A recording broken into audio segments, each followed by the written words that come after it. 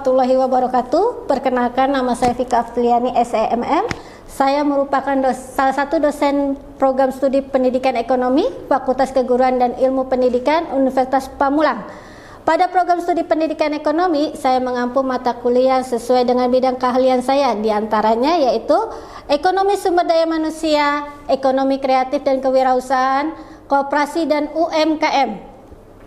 Pada kesempatan kali ini, saya akan mendeskripsikan secara spesifik mengenai salah satu mata kuliah tersebut, yakni mata kuliah ekonomi sumber daya manusia, di mana mata kuliah ini meliputi penyampaian akan materi, interaksi antar dosen dan mahasiswa melalui diskusi dan tanya jawab, juga melalui penilaian yang dibagi menjadi beberapa poin, diantaranya mata kuliah ekonomi sumber daya manusia ini merupakan mata kuliah yang harus ditempuh di semester 1. Jumlah pertemuan mata kuliah ini sebanyak 14 pertemuan dalam satu semester.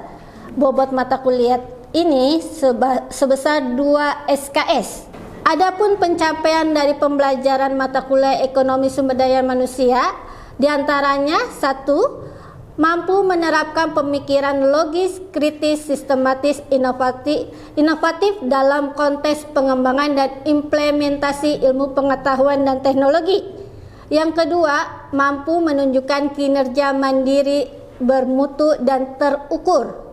Ketiga, mampu mengambil keputusan secara tepat dalam konteks penyesuaian masalah di bidang keahlian berdasarkan hasil data, informasi, dan data. Keempat, mampu memelihara dan mengembangkan jaringan kerja dengan pembimbing kolega sejawat baik dari dalam maupun dari luar lembaganya. Kelima, mampu mengambil keputusan yang tepat berdasarkan analisis informasi dan data dan mampu memberikan petunjuk dalam memilih berbagai alternatif solusi secara mandiri maupun kelompok. Yang terakhir yaitu bertanggung jawab akan pekerjaannya sendiri dan dapat diberikan tanggung jawab atas pencapaian hasil kerja organisasi. Materi pembelajaran ini terdiri dari 1. Ruang lingkup ekonomi sumber daya manusia. Yang kedua, konsep fertilitas dan mortalitas. Yang ketiga, struktur ketenaga kerjaan. Yang keempat, pasar tenaga kerja. Yang kelima, permintaan tenaga kerja. Yang keenam, penawaran tenaga kerja.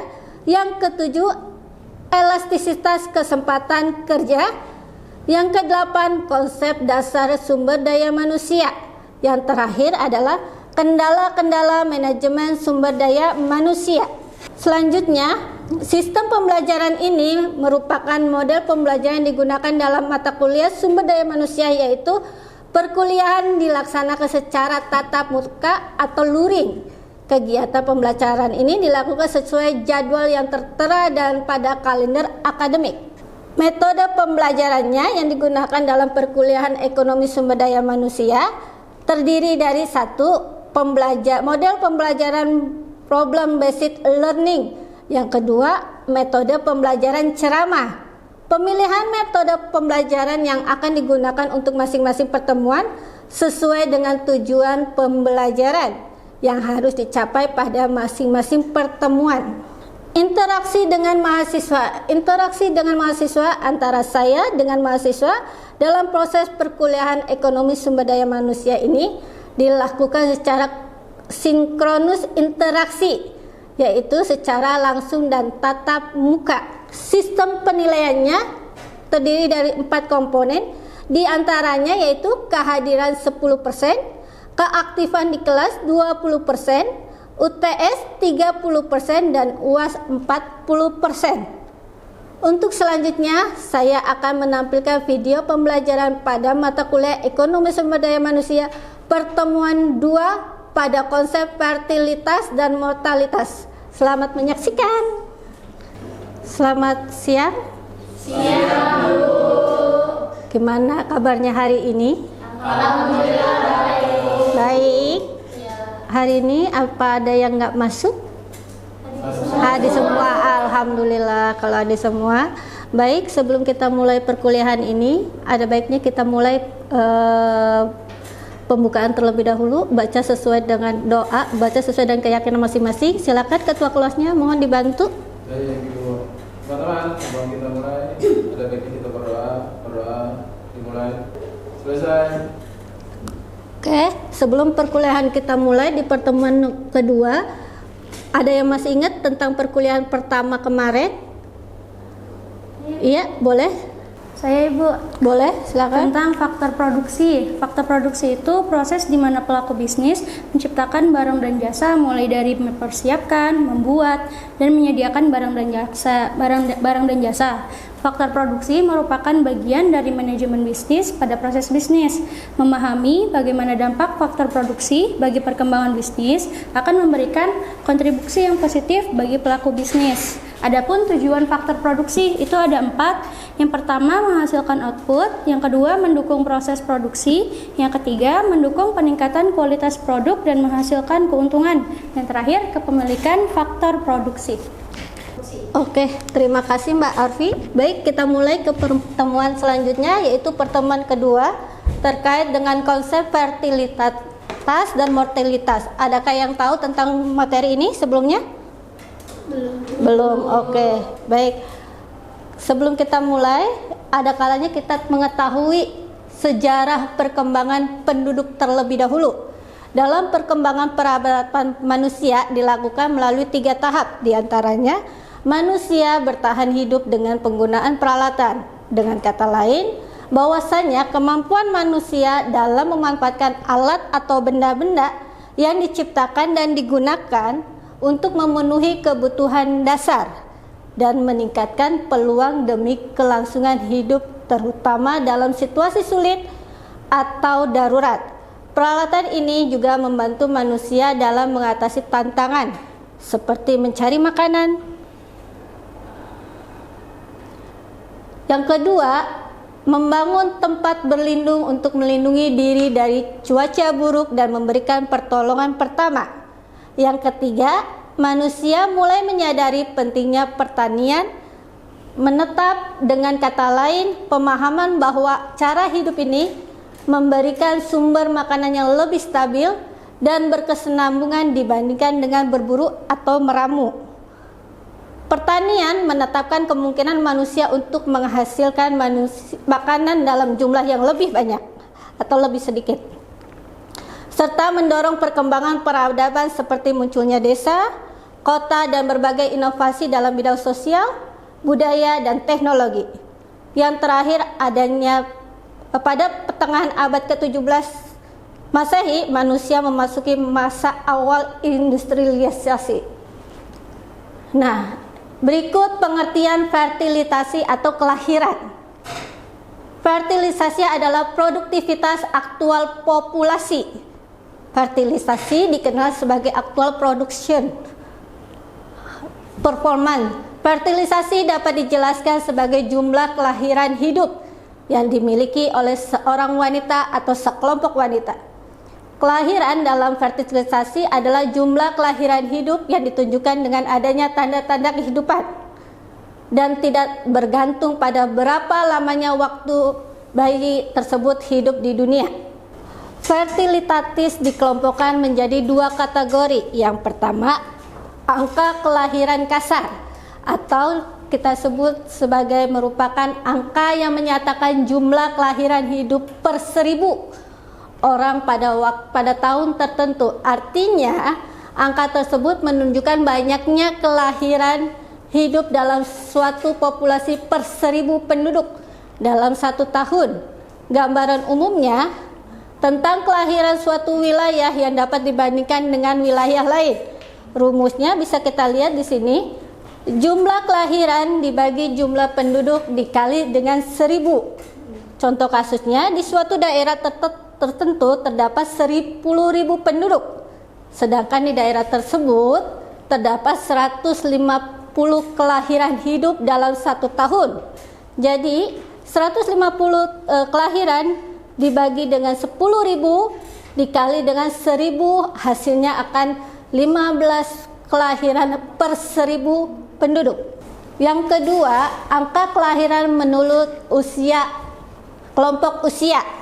Tingkat kelahiran yang didasarkan oleh kelompok umur atau usia dapat dijelaskan sebagai bilangan yang menyatakan jumlah kelahiran hidup per 1000 penduduk. Yang menyatakan 1000 penduduk perempuan menurut kelompok umur usia reproduksi pada tahun tertentu. Biasanya kelompok usia ini 5 tahun, seperti contohnya 15 sampai 16 tahun, yang kedua 20 sampai 24 tahun, dan seterusnya hingga usia 45 sampai 49 tahun yang merupakan batas usia wanita subur. Rumusnya bisa kita lihat, jumlah kelahiran dari wanita pada kelompok dibagi dengan jumlah wanita pada kelompok umur kali 1000. Contohnya bisa kita lihat juga, suatu wilayah dengan 10.000 wanita yang usianya 20 sampai 24 tahun, dan pada tahun tersebut juga terdapat 1.500 kelahiran dari wanita. Rumusnya yaitu 1.500 dibagi 10.000 dikali 1.000. Hasilnya yaitu 50. Ini berarti dalam 50 kelahiran untuk setiap 1.000 wanita berusia 20 sampai 24 tahun. Faktor-faktor yang mempengaruhi fertilitas diantaranya yaitu faktor non-demokratif dan demokratif. Faktor demokratif diantaranya terdiri konstruksi umur, status perkawinan, usia perkawinan, kepribadian, dan presentasi jumlah penduduk yang telah menikah. Sedangkan faktor non-demokratif meliputi pemberdayaan perempuan, pendidikan, migrasi penduduk, status sosial ekonomi, dan industrialisasi. Sampai sini ada pertanyaan? Saya mau bertanya, Bu, apa faktor yang mempengaruhi angka kelahiran menurut kelompok usia? Angka kelahiran itu faktornya itu sudah kami jelaskan di sini, mungkin lebih jelasnya lagi yaitu status perkawinan. Karena pada hakikatnya status perkawinan, kalau perkawinan itu muda, maka kelahiran akan semakin banyak punya anak. Tetapi perlu kita pahami juga di sini ada tingkat pendidikan. Semakin tinggi pendidikan maka semakin rendah tingkat kelahirannya. Karena semakin tinggi wanita inginnya punya anak cukup satu saja. Betul? Betul. Yang kedua adalah status ekonomi. Semakin ekonominya kita stabil, maka kita berpikirnya kita siap untuk mempunyai banyak anak. Setuju. Setuju? Setuju. Wah, nampaknya udah siap nih punya nikah. Oke? Sampai sini sudah jelas? Oke. Kita lanjut pertemuan berikutnya. Pengertian mortalitas atau kematian. Wow, sekarang juga ya. Kematian merupakan ukuran yang menggambarkan jumlah kematian dalam suatu populasi atau kelompok dalam wilayah tertentu dalam waktu periode tertentu. Artinya, mortalitas ini salah satu yang mempengaruhi faktor yang mempengaruhi perubahan jumlah dan struktur penduduk suatu wilayah tersebut. Jenis-jenis mortalitas diantaranya sama seperti kelahiran juga, angka kematian di sini. Kalau yang tadi kan angka kelahiran, sekarang angka kematian merupakan angka ukuran yang menunjukkan banyaknya jumlah kematian per 1000. Kalau kelahiran kan per 10.000. Kalau ini per 1000 penduduk dalam suatu wilayah selama 1 tahun. Sehingga memberikan gambaran umum tentang tingkat kematian dalam suatu populasi tanpa mempertimbangkan faktor-faktor seperti usia dan jenis kelamin. Yang kedua yaitu angka kematian menurut usia, yaitu mengukur tingkat kematian dalam kelompok usia tertentu. Misalnya anak-anak usia 0 sampai 4 tahun dewasa 30 sampai 34 tahun, lansia. Ini biasanya banyak sekali banyak sekali mengakibatkan tingkat kematian ya. Jenis-jenis mortalitas.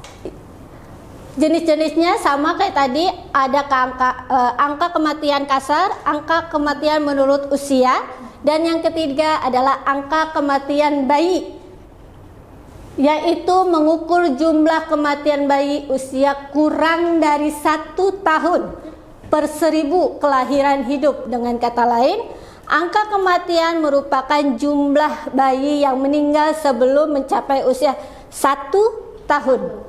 Karena tadi 0 sampai 4 tahun. Betul. Dibagi ini 1 tahun berarti dibagi dengan jumlah kelahiran hidup dalam periode tertentu yang sama. Kemudian dikali dengan 1000. Secara matematik yaitu jumlah kematian bayi kurang 1 tahun dibagi jumlah kelahiran hidup kali 1000.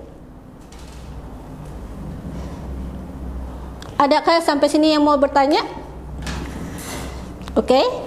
Oke, baik Bu, saya mau bertanya, faktor apa saja sih Bu yang mempengaruhi angka kematian bayi? Angka kematian bayi yang pertama yaitu tadi sama aja sih sama kelahiran, faktor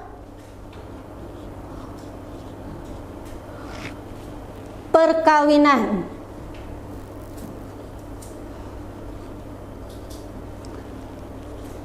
Atau umur perkawinan juga.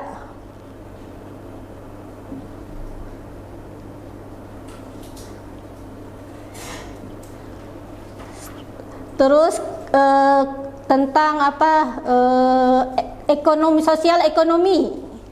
sosial ekonomi. Yang ketiga adalah lingkungan sekitar kita. Biasanya faktor utama adalah ini. Karena apa? Lingkungan yang menyebabkan angka kematian.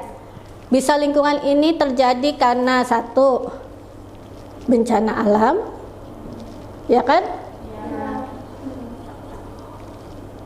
Konflik,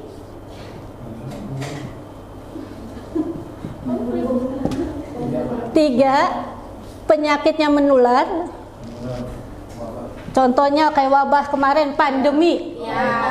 COVID, betul. Iya, penyakit menular. Nah, ini diantaranya nih. Ini faktor yang mempengaruhi kematian. Oke? Ada lagi?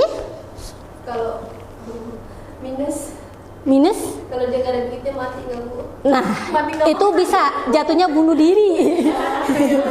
Ya kan? Karena stres dan sebagainya, itu masuknya ke lingkungan sosial lingkungan juga. Karena pengaruhin ke stres. Oh ya. Betul? Nah, itu lagi. Oke? Jadi stres itu juga mempengaruhi. Karena stres itu adalah faktor yang paling mungkin kita, kalau banyak kerjaan atau banyak hutang dan sebagainya, itu pengaruh utama penurunan daya ingat, stres. Akibatnya kan ada hawa-hawa hantu dan sebagainya, mau bunuh diri dan sebagainya, aku nggak kuat dan sebagainya. Oke, ada lagi? Biasanya dari usia berapa sih Bu yang udah kayak memutuskan buat menikah? Tergantung, kadang-kadang itu usianya itu rentak. Ada masa remaja. Masa remaja itu masa yang sangat kritis. Karena posisinya secara emosional, remaja itu belum stabil mengikuti lingkungan sekitar. Aku mau seperti dia. Ya benar. Aku mau seperti ini, seperti ini, dan ikut-ikutan. Betul. Itu juga sama. Oke, ada lagi? Cukup? Oke. Boleh ini ada diskusi kelompok. Saya akan bagi 2 kelompok. Kelompok ini terkait dengan apakah hubungan antara fertilitas dengan moralitas, dan jabarkan dan berikan contohnya. Yang sebelah sini, apa kegunaan dari angka kematian menurut usia dan apa perbandingannya angka kematian kasar dengan angka kematian usia? Oke, silakan kita mulai diskusinya. Silakan Mbak-mbak, Mas-mas yang cantik berdiskusi. Dimulai dari sekarang.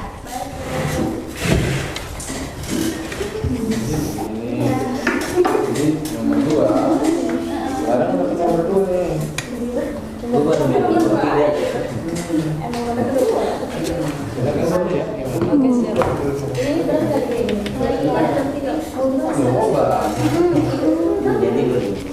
Begini bisa nggak sih?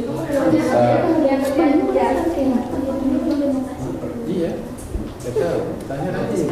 Ayo. Apa boleh, silakan. Baru terus. Boleh. Diskusi. Sudah selesai waktu diskusinya, silakan kalian persiapin satu orang untuk menjelaskan di depan supaya teman-temannya bisa mengetahui apa yang maksud dari dua pertanyaan tersebut. Siapa yang mau maju? Silakan. Bu. Oke.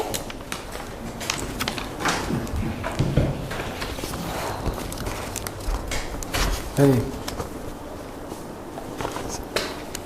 Ya. Izin memaparkan Ibu hasil diskusi kelompok kami Boleh, silakan. terkait kegunaan dan perbandingan tingkat kematian kasar.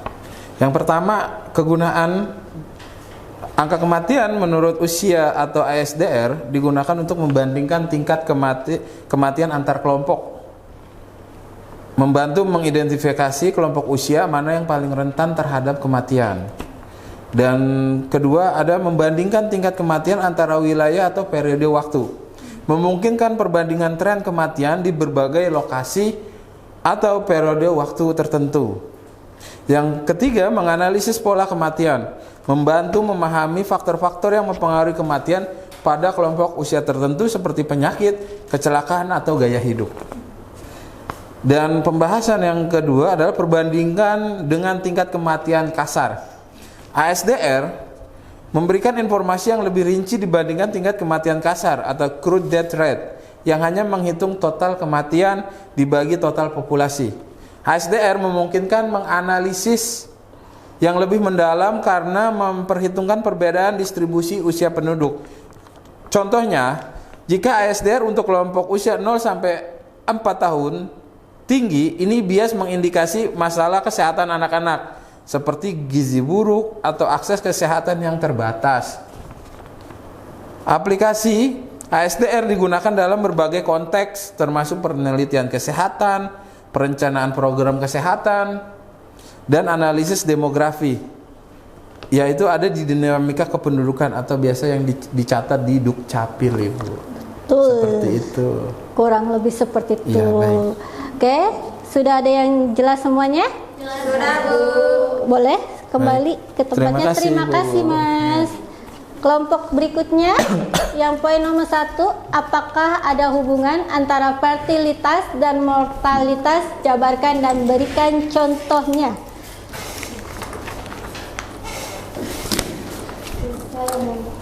Boleh?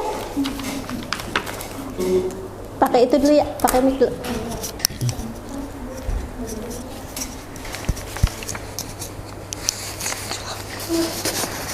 Sini, Sa.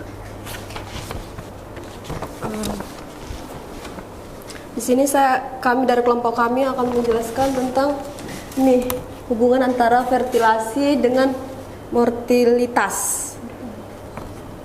Fertilasi itu memiliki dua. Satu, fertilasi mengacu pada tingkat kelahiran dalam suatu populasi sehingga angka fertilasi yang tinggi akan penyebabnya pertumbuhan penduduk meningkat. Satu lagi, fertilasi dipengaruhi oleh berbagai faktor termasuk usia, kesehatan, reproduksi, akses terhadap layanan kesehatan, dan faktor sosial budaya. Sedangkan mortalitas mengacu pada tingkat kematian dalam suatu populasi sehingga angka mortalitas yang tinggi akan menyebabkan pertumbuhan penduduk menurun. Terus hubungannya itu ada satu, perubahan dalam tingkat fertilasi dan mortalitas akan secara langsung mempengaruhi pertumbuhan penduduk. Kedua, jika angka kelahiran lebih tinggi dari kematian, maka penduduk akan tumbuh. Sebaliknya, jika angka kematian lebih tinggi dari angka kelahiran, maka penduduk akan mengalami penurunan. Terus contohnya ada satu negara dengan angka kelahiran tertinggi dan angka kematian terendah cenderung mengalami pertumbuhan penduduk yang pesat. Kedua, negara dengan angka kelahiran yang rendah dan angka kematian tinggi cenderung mengalami pertumbuhan penduduk yang lambat bahkan penurunan. Oke, terima kasih Mbaknya. Ada yang mau ditanyakan kembali? Cukup? Oke, baik. Kita langsung ke kesimpulannya dari pembelajaran ini, yaitu fertilitas dan mortalitas adalah dua komponen utama dalam demokratif yang menggambarkan dinamika penduduk. Fertilitas mengacu pada tingkat kelahiran dalam suatu populasi, sedangkan mortalitas mengacu pada tingkat kematian. Keduanya saling mempengaruhi satu sama lain, sehingga mempengaruhi juga dalam pertumbuhan penduduk, di mana fertilitas cenderung meningkat jumlah penduduk, sedangkan mortalitas cenderung menurun jumlah penduduknya. Untuk itu kita dapat memahami dinamika penduduk sangat penting di dalam kehidupan ini.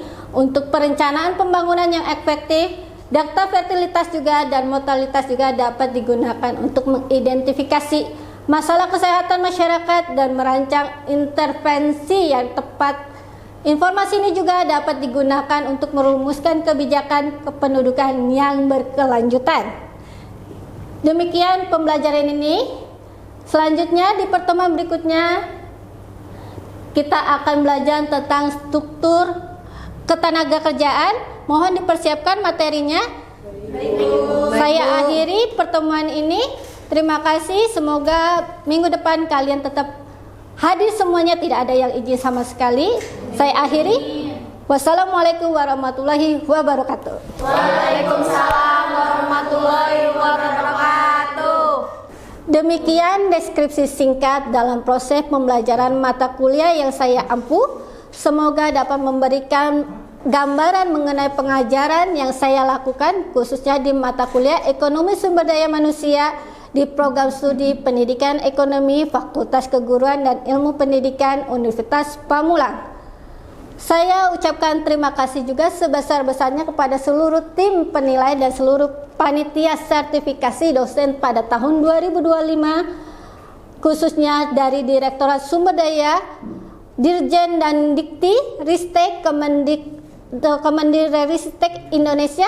Tidak lupa juga saya ucapkan terima kasih pada Universitas Pamulang, Fakultas Keguruan dan Ilmu Pendidikan, serta rekan sejawat, dosen dan rekan-rekan mahasiswa yang telah membantu dalam proses pembelajaran ini. Demikian yang saya sampaikan dan terima kasih. Wassalamualaikum warahmatullahi wabarakatuh.